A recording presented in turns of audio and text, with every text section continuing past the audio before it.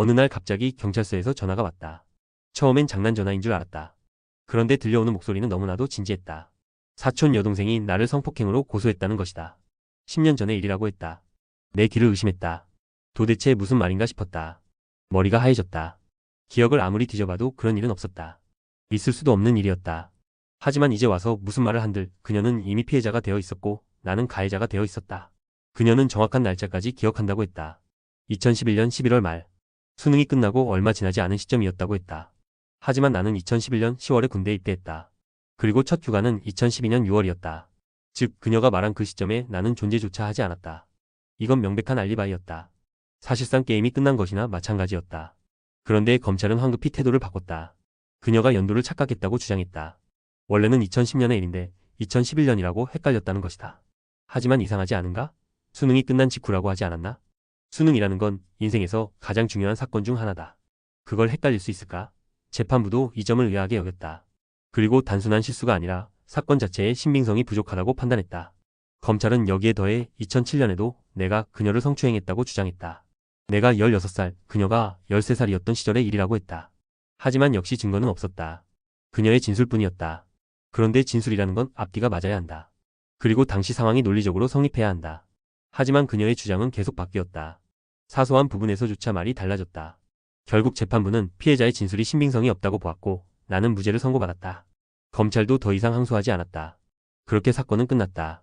하지만 나는 끝났다는 기분이 들지 않았다. 오히려 소름이 끼쳤다. 만약 내가 군대에 있지 않았다면 어땠을까?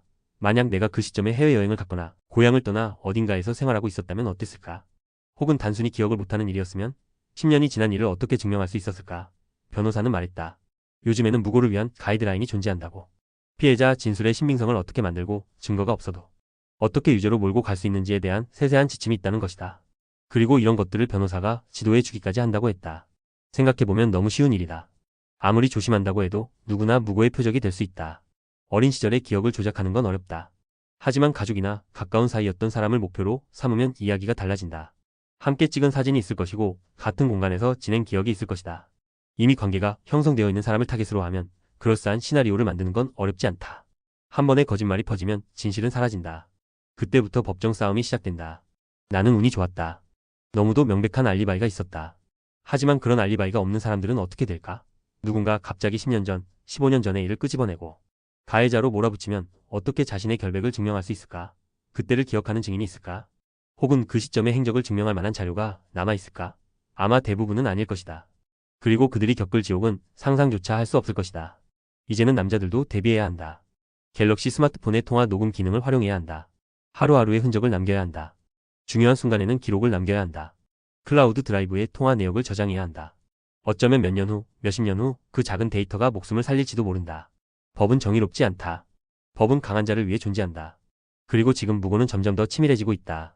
살아남기 위해서는 대비해야 한다. 나처럼 운이 좋은 사람이 몇이나 되겠는가?